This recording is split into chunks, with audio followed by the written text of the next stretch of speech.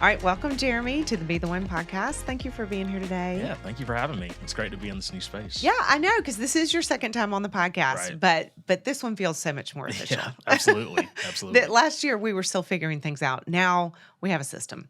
Yeah, that's perfect. That's perfect. So tell us, for those who don't know you, who you are and a little bit about your story and your role here at Brookstone. Sure. So my name is Jeremy Mack. I am one of the college counselors here, along with Francis Berry.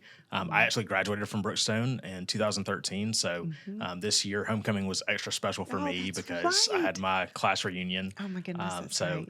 can't say that I thought I would be here 10 years later, but I've enjoyed every second of it. So That's it's been good. great. Good. That's wonderful. So you are our college counselor, or in our college counseling department, along with Right. Francis. So that's a very big job. That is a Sure. very big role. So did you always set out to want to be in college counseling? I wish I could say I did. Yeah. I will say, when I was 18 and I graduated from here, I knew exactly what I was going to do with my life. Oh, okay. Yeah. I actually thought I was going to go to law school. I wanted to be a lawyer. So I graduated from here, went to Georgia Southern, and really, I would say my journey to this point really started here at Brookstone, funny enough. So as a student here, I was involved in Cougar Pride, which is essentially the same as our ambassadors now. Right. So I gave tours as a student here, and then when I got to college, I knew I wanted to go do that. Yeah. And especially doing my college tours, just enjoyed seeing the tour guides.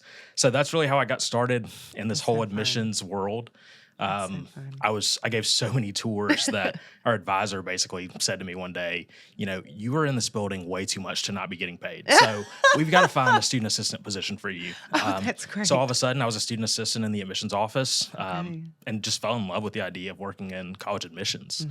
So as a student, I got to travel around and do some visits. And so that really did jumpstart my career. So, Wow.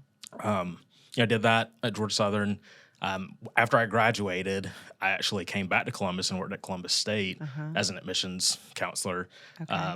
Moved up, was a senior admissions counselor there, and then a few years later moved over to Auburn. So before I came back to Brookstone, I was actually in Auburn working as a regional admissions advisor in Huntsville. Oh, that's so cool. Yeah. I didn't know that. And that's awesome. Yep. So yeah, you just never know where you're going to find yourself. Even when you Absolutely. think you have everything planned out. Exactly. So that's so fun. I actually gave tours at my college as well at Presbyterian. So you know what? Fellow tour guides here. Yeah. And still feel like There's we're doing something it. about it, Yes, I Exactly. know. I mean, well, you love sharing with people things you love. Right, And, absolutely. And, I felt that way about school, about college, but also about Brookstone. It's easy to share Brookstone when you love it so much. Absolutely. So, well, we're glad you're back. Yeah, it's been And great so, to be here. how many years have you been here again? Remind So me. it's kind of weird. So this is my third school year, third school year. but I think okay. I've been here coming up on 2 years. Okay. So okay. it's kind of I know. some weird math there. Yeah. We do work in different years here. Right, It's a right. different calendar in Sure, the school sure. community. Than literally so- anything else. Yeah, So, I know. yeah. I know. Okay, so college counseling, obviously people think that relates just to the senior class, but that is not Sure. true here. So I'd love for you to share with our parents and our community kind of how you interact and how you do college counseling with all the grades or with what grades here. Yeah, absolutely. at So, Brookstone. so really, first to start, we're available for absolutely any parent, any Mm-hmm. student that ever wants to talk about college. Our offices are on the second floor of the upper school. So, any questions, we love talking to people. Right, Going back to being tour guides and Right. being involved, we love people. But really, we really kind of get started with 8th grade.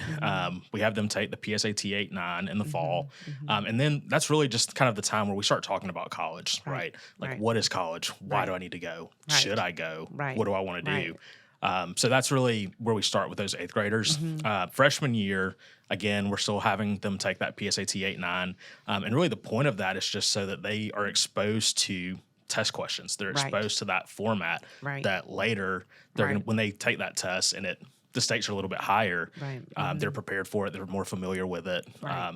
Right. And really in 9th grade, we try to get them to focus on their grades. Mm-hmm. I think a lot of times people don't realize that is 1/3 of the transcript that you're going to be sending off Right. to schools. Right. So if you are able to get off to a great start as a freshman, you really position yourself well. Come junior and senior year, when you really start to fine tune your lists, and senior year, of course, when you start submitting applications. As sophomores, again, still focusing on those grades, but also just at that point, we're talking a lot more about getting involved, Right. maybe looking for some leadership opportunities. We're really pushing those things, that involvement, and just finding things that they're passionate about.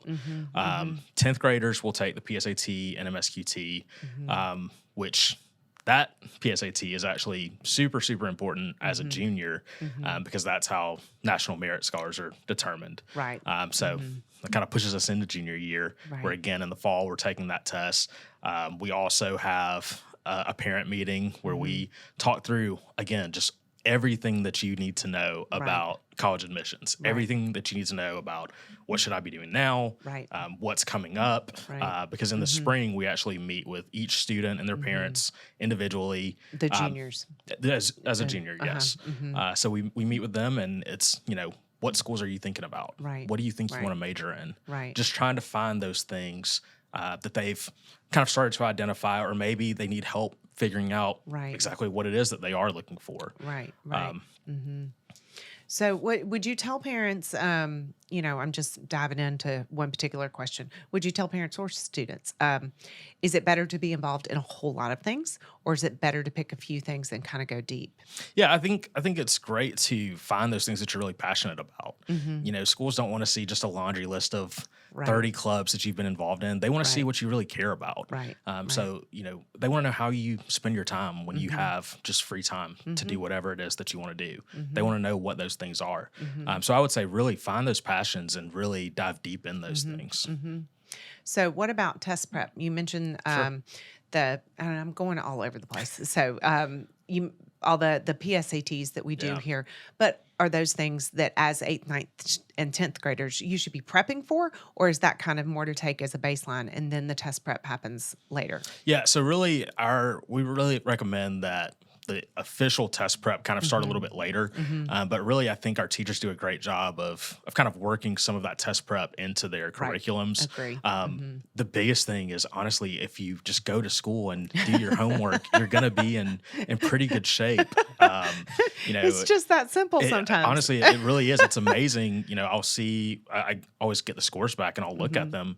And, a sophomore that took the SAT, all of a sudden as a junior with no prep, Right. scores significantally higher Right. because they've Right. actually been in class and, Right. and learned they're the learning. material. Right. So really what we Exactly. recommend as far as test prep goes is, really junior year going into senior year, really focusing in on some prep. So the spring of junior year, we offer both the SAT and ACT to every single junior. We have them take that test or those tests because essentially one of those is going to stand out for that Right. student. Right. They're going to score higher on one over the other. Right. Or if their scores are about the same, Right. one of them probably felt a little better. Right. And so we really say focus in on that one. Right. That's where you want to focus your prep on. Right. The tests Good are point. totally different. So, Tell us about that a little bit, because sometimes parents don't understand what really are the differences between the ACT and the SAT. yeah, I think the SAT to me is a little more critical thinking, where ACT I think is a little more material based. To me, that's really the biggest difference. And both of those tests have gone through a lot of changes Right. in past years. The most recent change is the shift to digital. So we did our Right. PSAT digitally this year Yes. for the first time. Yeah. And SAT moving forward is also going to be digital. That's So amazing. I think it's only a matter of time before ACT says, hey, Right. you don't have the choice anymore. You're Right. going to go digital. Right. And we are able to offer those tests here on campus too, aren't we? Yes, we do. Yeah. We do those during Which the is school such day. a blessing. Yeah. I know. Like, Yeah. talk about carving the time out. Yeah, I wish making it that I could happen. have done that when I was in school here. Same. I mean, I know. I had to give up my Saturday mornings. So, exactly. So it's a Exactly. great opportunity for the students to take those tests in a familiar environment. Right. Some of them have been on this campus since they were 3. Right. So, Exactly. I think they feel right at home. I know. And I remember with my boys, years ago, if a spot filled up even locally, Yeah. I mean, we were driving to Auburn to take them, to find a place to take them on a Absolutely. Saturday. And I so, had to do that Yeah. once. So it's I didn't just- listen. No. I didn't listen. So it just really is a blessing to have it here. So, what about those schools? Speak to this a little bit. COVID has changed so many things. Absolutely. Test optional. You hear that. Are more schools going that way? Is that a trend that either is increasing or going away? What about that? It's been very interesting. I mean, obviously during COVID, schools kind of didn't have a choice because Right. there was literally just no testing. Right. So Right. some schools have held on to that test optional. Other schools have gone back. I really think that we're going to see more schools go back to requiring testing. But either way, we recommend testing so that you have the score, especially as it pertains to scholarships. Right. Most schools are going to give you more money if you have a Right. test score, Right. because Yeah. it's easier for them to point to this one thing and say, hey, you're deserving of a scholarship because of this thing. Right, right. Okay, so when we look at the whole picture of a college application, we have the test scores. Going back before we leave ACT, SAT, do you send both to a school, or do you choose the one you prefer? So students can send either one. They can send both. I always recommend that they go ahead and send them when they register for the test. So with both tests, you're able to send, I think it's four. You can send your scores to 4 schools. Okay. And so I always say to go ahead and do that. Right, At right. this point, most schools either super score or only look at your highest composite. So what that does is it just makes sure that your scores are there. Right, So when we right. get to senior year and you're submitting applications, Right. there's not a question of, well, do they have my score? Right. Do they have this score? Which one do they Exactly. have? So it Exactly. just makes sure that it gets there. And it Okay. also saves you some money because if you don't send them on the registration, you have to pay for it later. Right, that's true. Yes. Okay, good point. Okay, so we have the test scores. Then we have the transcript. People have questions about AP, about weighted, like how many APs to take, the weighted GPA versus the non-weighted GPA, what colleges do to our GPAs once they receive them. So talk about that for a little bit. Yeah. So with our transcript, every transcript that we send is going to show the student's academic weighted GPA. So we add weight for AP, for honors. That is what's going to be on the transcript that school gets. Some schools will take the GPA straight off the transcript. Some schools will recalculate it. Yeah. Every school is going to have on their website what they are going to do with your transcript, what GPA they're looking at. Any school that's going to recalculate, you're going to know that. Yeah. And usually we're able to give a pretty good idea of what they're going to say your GPA is because it is going to be different than the one that we have on our transcript. As far as rigor goes, our curriculum here at Brookstone itself is already pretty rigorous, and colleges know that. Right. When we send a transcript, we also send the school profile, and so that just shows the courses that we offer, Right. what's available to you each year that you're a student here at Brookstone. So our recommendation is always to take rigorous classes, those AP, those honors, and things that you're really interested in. So Right. it's not how many APs can I get on my Right. transcript, or let me take AP just for the sake of having Right. AP, but finding those subjects and those courses that you really want to do that extra work in, Right. that you're really passionate about, or maybe that you just want to explore a little bit more, and take that deeper dive. Okay, I love that because I do think sometimes people are so focused on numbers. Absolutely. And in this whole process, numbers. Yeah. And Right. so thank you for explaining that. Okay, so something that's not numbers is essays. Yeah. So talk to us about our essay writing. Yeah, I think we do a really great job with essay writing. It's one of my favorite things to talk about that we do in our office. So junior year, we actually go into the English classes and we have an Really? essay workshop. Oh, I love that. I So did it's an not know essay that. workshop, a resume workshop, and we fantastic. talk about both of those things. Every piece of the application that gets submitted is important. If a school is asking for it, then they're going to look at it Yeah. and they want it to be yours, and they want Right. it to be as best as it can be, Right, or as good as right. it can be. So we go in, we talk about essays, we give them examples of some essays. Usually we have the Common App essay topics by that point. So we get them started on their essays spring of junior year. We have an essay writing coach who comes in, helps them brainstorm and start that essay. Yeah. And that person comes back in the fall and continues that work to finalize those essays and those resumes just to make sure that they are the best quality essay that we Right. can possibly have. That's such a gift. I Absolutely. mean, that is such a gift to have, not only you and Francis, but to have the essay writing coach who right now is Anna Flournoy, Yes. correct? Yep. And I mean, and who's amazing. And just, Yeah, it's such a absolutely. gift. What a team to work on behalf of our kids. Yeah, and I mean, So, the essay can make such a big difference. One of the things I always tell stories of my admissions days to the students, and I always there's one essay that has always stood out to me, even years forward. I get chills a little bit talking about it, but there was a student. I read their essay and I looked at their transcript. I'd already done that review. I'd seen their test scores, and it's kind of like, this is an average student. I don't think that we should admit the student.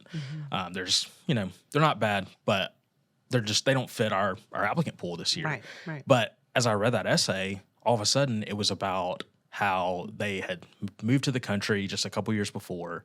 They didn't know any English, so they had to teach themselves the language. And their essay was literally about how they learned that they were just going to have to put forth some more effort to achieve the goals that they wanted to achieve. And they just went on and on and on. And I was able to look back at the transcript and everything followed along. And all of a sudden, I went from saying, I don't know about this kid to we've got to have this one. Wow. Yeah. That's amazing. So, I mean, those essays really can make a big difference. Yeah. I think, colleges want to hear from the student. They want to know what they're passionate about, what excites them. What is it that's so exciting for them that they just had to write about it. Right.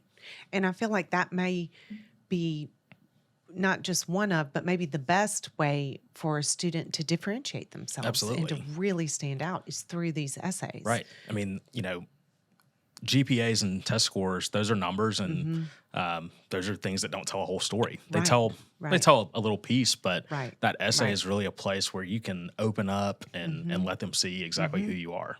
So tell me, what are some of the misconceptions you think that parents may have about what you do in your role? I think the biggest one is that we get students into college. That is not our job.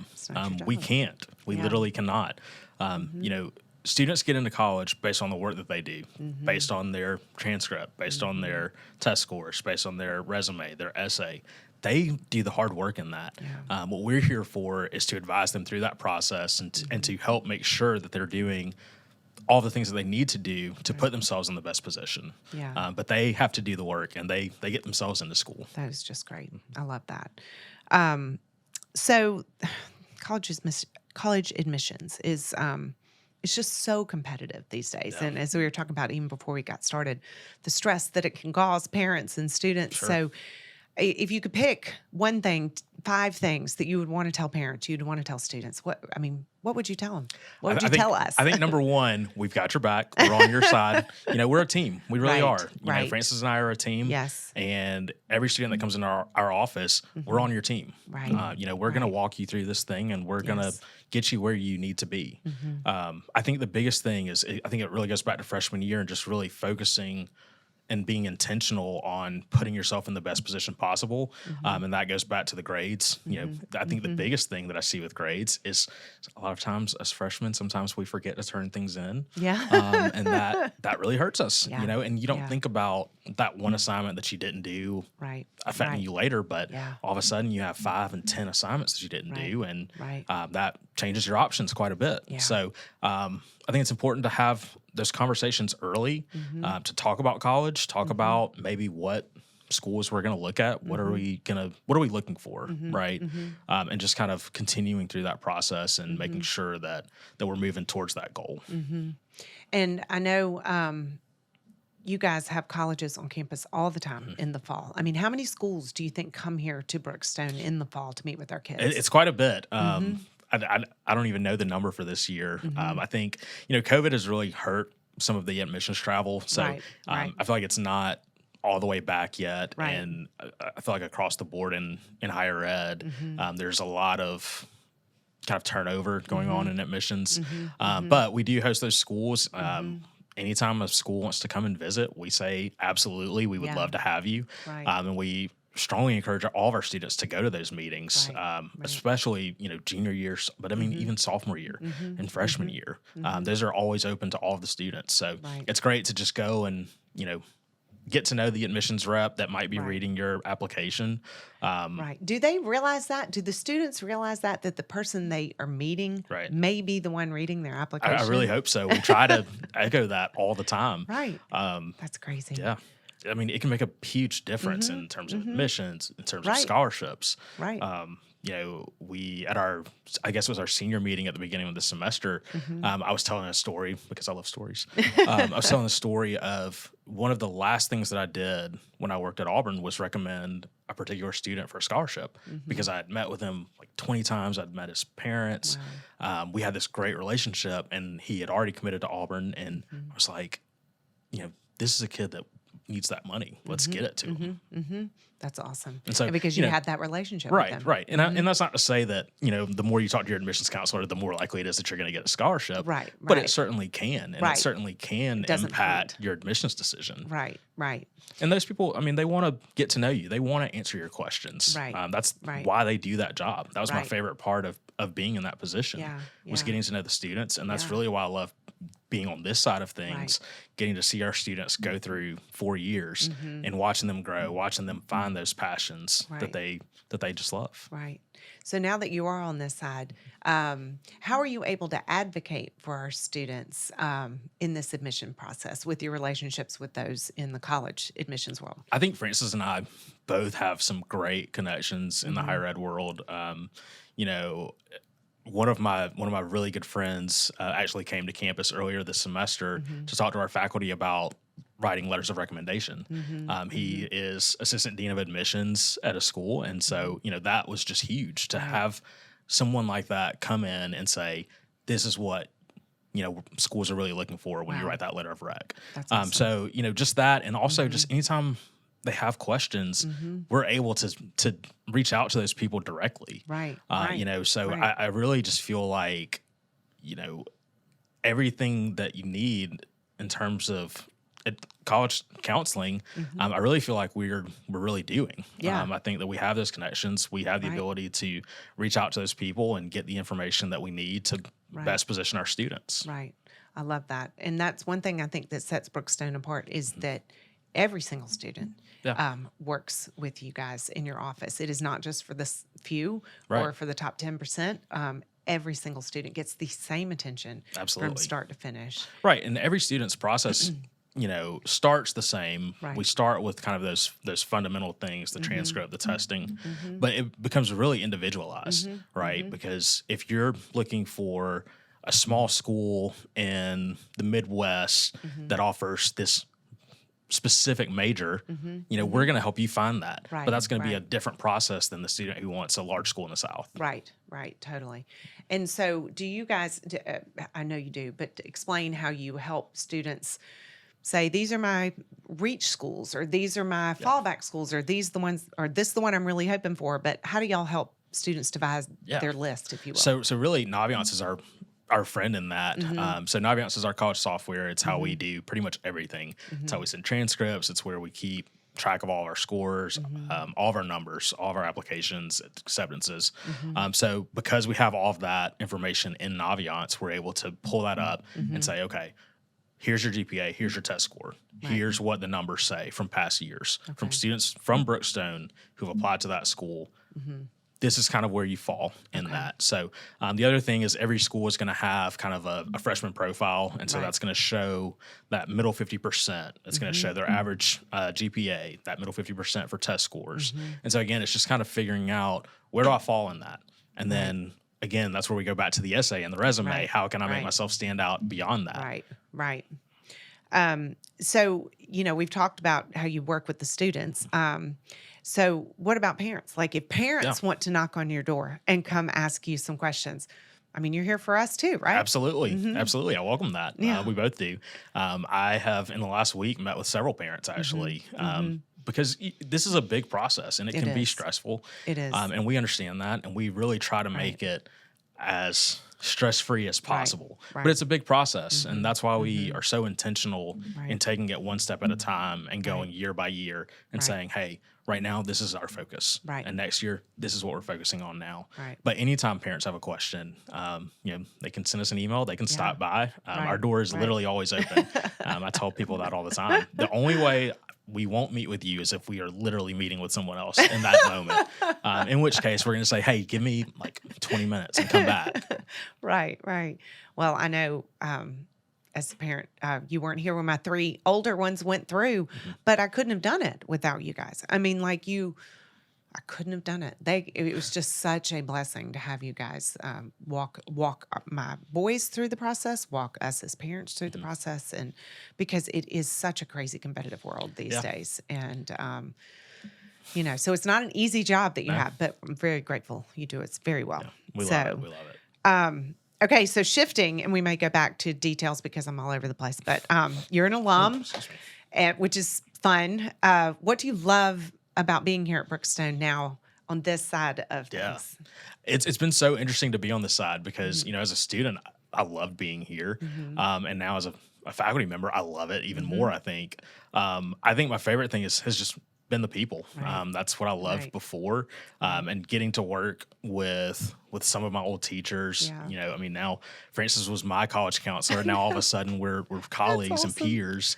And I mean, we talk every single day about our job, you Yeah, know. yeah. But I just love the people. I have family here now too. I had a cousin graduate last year. I have two cousins who are current students, and so I love just being able to see them every day. Right. That was probably the hardest part of being in Huntsville, working at Auburn. Is we were 4 hours away. Right. My wife and Right. I are both from Columbus, so it's been great for us to be back here. And my wife has become part of the Brookstone community. She didn't go to school here, but she loves it. She is subbing now sometimes Oh, I love and that. has helped out with AP testing as a proctor. So Good. it's just the atmosphere, just the family atmosphere here, and just being able to be part of that and just really feel like I'm giving back to a place that's given me so much that really got me started. Right, So I right. just love being able to do that. Oh, that's awesome. That's awesome. Okay, so as an alum, I know you're familiar with the core values that we hold dear as a school, and so I want to read them out loud because I never want to leave anything out. But loyalty, courage, and wisdom are the three that are on the crest that we love.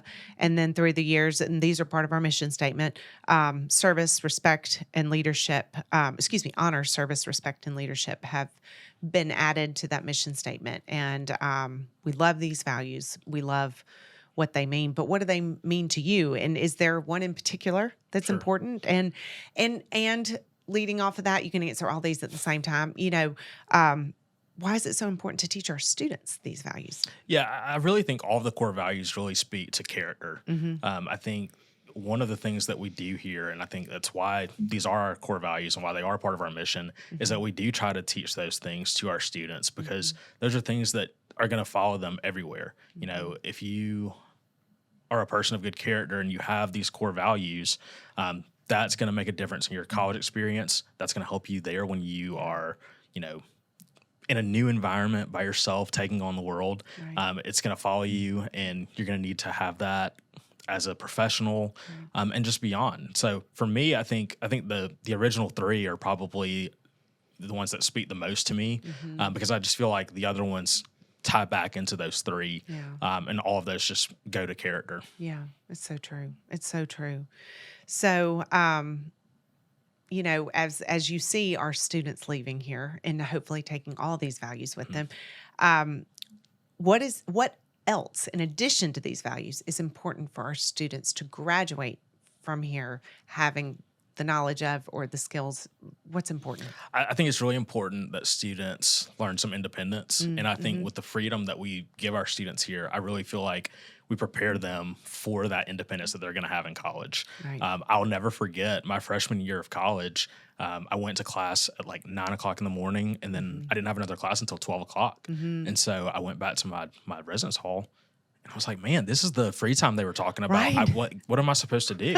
I can do whatever I want, I guess. Right. But just learning to prioritize things Right. and to manage their time well. I think that's one of the things that we do really well here is by giving them that independence and that freedom here. We teach them, that Right. there's some consequences when you don't use that time wisely. Right. And I Right. think this is the perfect place to learn those lessons because Agreed. we are still in a safe environment where we can say, hey, you're kind of falling a little behind. Let's Right. pick you back up and get you back on the right track. Yeah, I agree. And I think people through the years, guests on campus and visitors have always commented on how much freedom we give our students and the Right. responsibility we give them. But but how it's all intentional to Right. kind of just grow them into Absolutely. adults and learning how to navigate Yeah, I that. think it's just teaching the whole student, not just the knowledge in the classroom, but just how to be an adult Right. and how to be a global citizen. Exactly. Exactly. Okay. So taking off, not taking off, shifting gears into, I can't even talk. We're going to start over. We're going to start over. So before we wrap things up, I love to ask guests their favorite books. One of the books that may have had the most impact on them. I love to read. I love to hear what others love to read. So do you have a favorite book or anything that has meant much to you? Absolutely. I think the book that has had the biggest impact on me was actually a book that I read in college. It was actually our textbook. It's a New York Times bestseller, but it's Crucial Conversations. It's yeah. tools for talking when stakes are high. Oh, I love that. So I took that. I read that book in the context of a justice studies class. It was conflict resolution and just kind of how to resolve conflicts within the justice system, really, and policing. But as I read that book, all of a sudden I was finding these things apply to literally every piece of my life, Wow. every relationship. Whether that's with my wife or Right. and me, or if it's with a student, or just across the board. So it's really about figuring out how to work with people and how to listen. I think the biggest thing that happens when you have a conflict is people stop listening to understand and they listen to respond instead. Oh, that's so true. So that's one of the biggest lessons in there. And there's several little toolkits to kind of help you reflect and figure out, what are some examples of some conflicts that I haven't handled so well? What could I have done? What should I have done? How can I improve that going forward? And so it's really helped me, again, as a person and as a professional, in some of the hard conversations that I've had to have. Especially being on the college admission side of things when you're talking to a student who maybe didn't get the decision that they were hoping for. Right. How do you explain to them that, even though you're this great person, you have this great GPA and test score, you're not getting what you want Right. in terms of an admissions acceptance, Right. Right. So just really understanding how to better handle conflict and have some of those conversations. Those are tough conversations. Absolutely. Those are. And you know what? I'm jumping back to college admissions. So when one of our students doesn't get in where they want to go with all their heart, how does that conversation go? Well, how do you advise our students? What do you tell them? Well, I think that's, for one, that's not going to be the only school that they've applied to. Right. So we try to make sure that everybody has a healthy balance of kind of a safety school, a moderate school, and some reach schools. And we really try to manage those expectations on the front end and just identify where those schools fall on that list. I think every year, there's always a surprise. There's always a decision that we don't necessarily agree with. Right. And in some cases, we're able to have some conversations with some of the schools and kind of try to figure out kind of what's going on, what led to that decision. Some schools are a little more open to that than others. Right. But, Right. we really just try to manage those expectations on the front end, but also just kind of be there to be that shoulder to lean on, when we don't get the decision that we want. Right. Right. Well, that's why, again, I'm grateful for you and grateful that y'all are in the place to do that. Because it's hard. I'm sure it's a very emotional time. Absolutely. The senior year, I remember talking to somebody one time. They were just starting into the senior year, and they said, I'm so confused. I thought this was supposed to be the most fun year. And I was like, who told you that?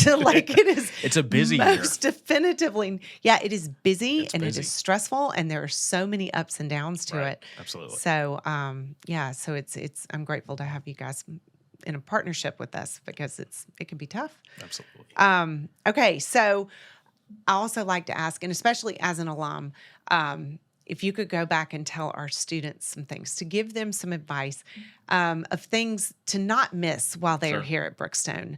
As we think of our senior class leaving next year, before you leave, like if I could look back and tell myself some things, so many things come to mind. So what would you say to our students? I think just stop.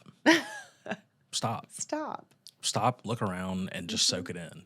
I think a lot of times in life we're always looking for the next thing. And sometimes you just have to stop Yeah. and enjoy where you are.